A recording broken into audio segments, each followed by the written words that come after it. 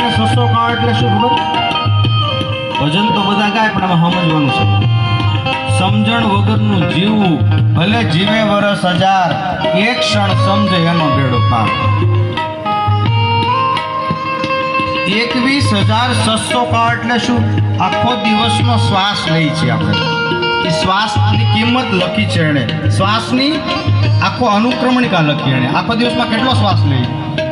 21,600. મોતીડા પરો પાનબાઈ, વીજળી થાય મોતી પરો, એવી રીતે આ સંસાર છે. ક્યારે શું બને કોને?